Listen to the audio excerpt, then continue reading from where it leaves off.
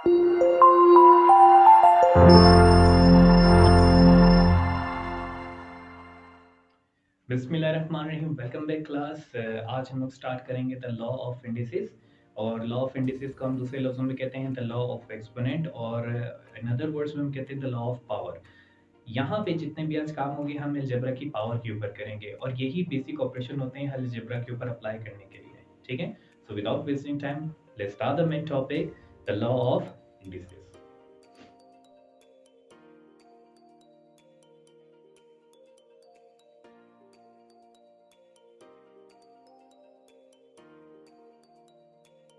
तो class start करने से पहले कुछ चीज़ें आपने माइंड में रखनी है। जैसे यहाँ पे मैंने 4 पॉइंट्स आपके सामने रखे हैं। द फर्स्ट पॉइंट इज़ कि अगर कभी भी आपके सामने मल्टीप्लिकेशन आ जाता है दो अल्फ़ाबेट्स के दरमियान में, तो मेक श्योर वहाँ पे उनकी पावर प्लस होगी। यहाँ पे पावर प्लस करने की एक और कंडीशन है कि उनका अल्फ़ाबेट्स का सेम होना लाज़मी है। सेकंड, अगर आप डिवीज़न फॉर्म देखते हो किसी दो अल्फ़ाबेट्स के दरमियान में, तो वहाँ पे उनकी पावर माइनस होगी। लास्ट क्या है कि अगर किसी भी पावर के पार दूसरी पावर आ जाती है और दोनों पावर के दरमियान में आपको ब्रैकेट नज़र आए, तो इसका मतलब है कि वहाँ पे आपके पास मल्टीप्लिकेशन रूल अप्लाई होगा, कि मीन्स आपने पावर टू पावर मल्टीप्लाई करना है। लास्ट में आपके पास आता है, अगर कोई माइनस या प्लस करते हुए आपके पास कोई नेगेटिव साइन क्रिएट हो जाता है, तो टेंशन लेने की बात नहीं है। आपने वहाँ पे सिर्फ उसको रेसिप्रोकल वाइज उसको सॉल्व करना है। मीन्स अगर वो न्यूमिनेटर में है तो उसको फ्लिप करके नीचे डिनोमिनेटर में आप ले आएंगे, और अगर डिनोमिनेटर में माइनस है तो उसको फ्लिप करके ऊपर ले आएंगे न्यूमिनेटर में, और वो खुद ब खुद अपना नेगेटिव साइन पॉजिटिव में चेंज कर देगा। ठीक है, तो स्टार्ट करते हैं फर्स्ट लॉ से, the multiplication law of indices. जैसे कि फर्स्ट रूल में मैंने आपको बताया कि यहाँ पे आपने क्या करना है, बेस को कंबाइन करना है और उसकी पावर को ऐड करना है। जैसे ए कंबाइन हो गया, इसका 2 और इनका 3, इन दोनों का आपने प्लस फॉर्म में लिखना है, तो ये आपके पास बन जाएंगे a5 second x1 plus 3। Make sure जहां पे आपके पास पावर नहीं है तो वहां पे 1 जरूर मौजूद है। तो यहाँ पे पावर नहीं थी तो उसको मैंने ऐसा ट्रीट किया कि यहाँ पे इसकी पावर 1 है, और उसकी नेक्स्ट जो x3 था उसकी 3 को इस 1 के साथ मैंने प्लस कर दिया। तो अब ये बन गया मेरे लिए x4। नेक्स्ट चलते हैं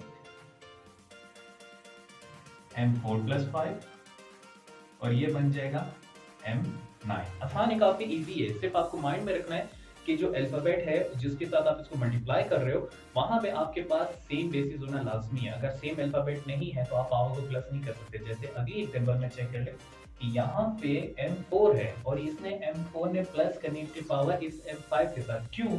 इनकी जो बेसिस हैं वो बिल्कुल सिमिलर हैं। n इसमें कोई भी काम नहीं करेगा, n की पावर को कुछ भी नहीं होगा, n एज इट इज ही रहेगा।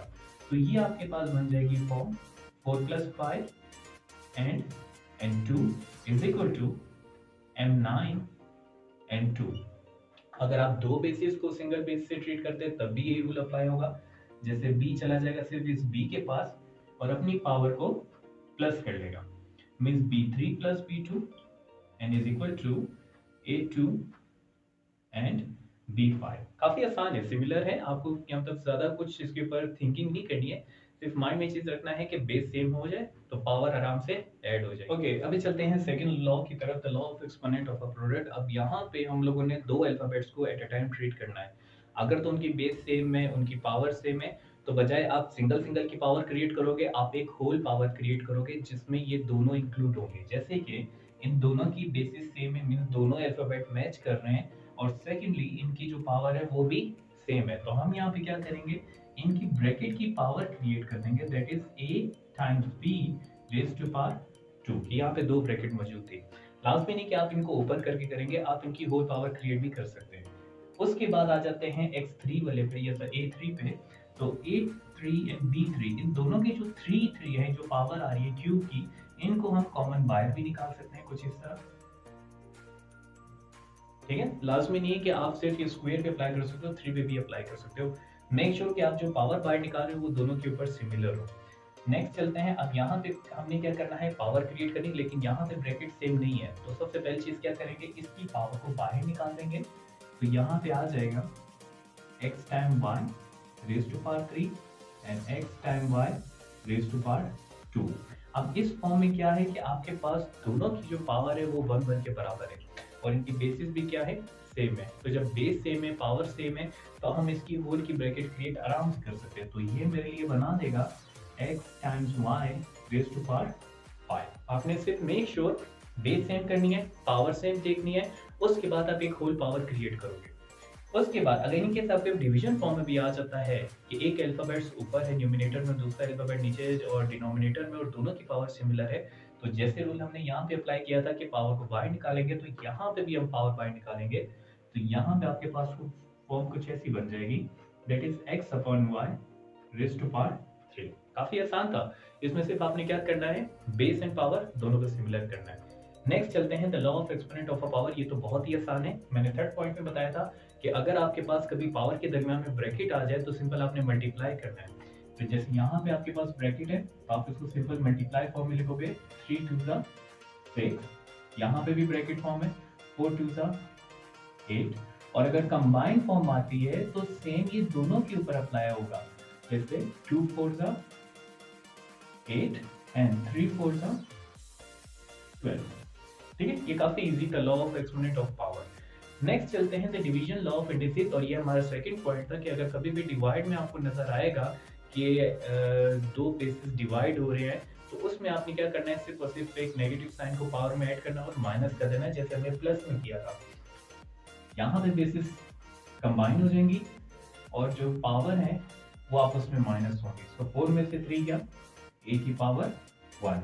सेम यहाँ पे भी वही काम होगा, x 5 माइनस 3, 5 में से 3 गया 2, अगेन x सेम हो जाएंगे, 9 माइनस 4 एंड देन हमारे पास आ जाएगा 5। ये भी काफी इजी था। लास्ट जो मेन इंपॉर्टेंट थिंग है कि अगर किसी की पावर यहाँ पर सब्ट्रैक्ट करते हुए वो खुद जीरो हो जाती है, तो उधर क्या होगा। लास्ट हमारा टॉपिक यही है, the zero and the negative indices. देखते हैं, अगर तो मैं a में से या तो सॉरी 3 में से 3 माइनस करता हूँ, तो मेरे पास पावर आ जाएगी 0 की। ठीक है, अब ऐसा हो भी सकता है। अब उस चीज को डील करने के लिए हम क्या करते हैं, इसको रिप्लेस करते हैं बाय 1। माइंड में रखना है, किसी भी अल्फाबेट की पावर 0 हो, किसी भी नंबर की पावर हो, चाहे वो जितना मर्जी बड़ा नंबर हो, अगर तो उसकी पावर 0 है तो मेक श्योर वो अपनी वैल्यू बना लेगा इक्वल टू 1, वो खुद 1 हो जाएगा।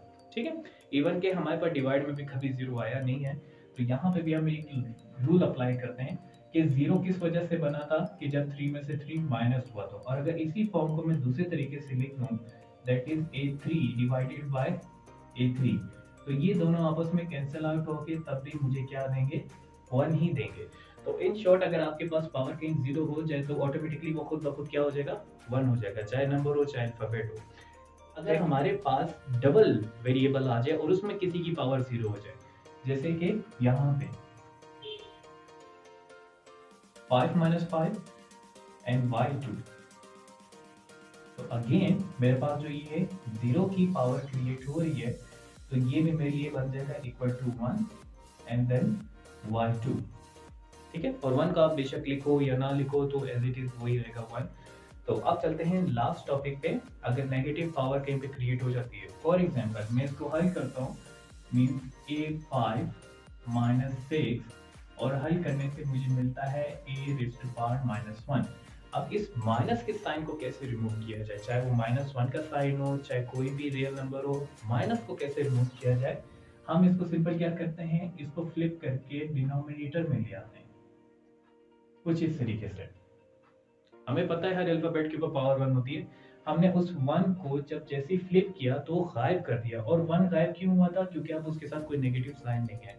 जब तक वो ऊपर था तो नेगेटिव साइन था।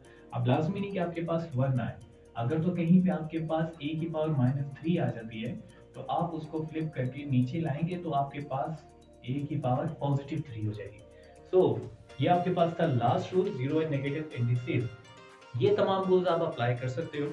इन रूल्स से क्या होगा कि आपके अलजेब्रा के जितने भी क्वेश्चन है ऑलमोस्ट 70 to 80% इसी से सॉल्व हो जाएंगे। ओवरऑल जितना अलजेब्रा है वो इन्हीं लॉस के ऊपर ही क्रिएट हुआ हुआ है।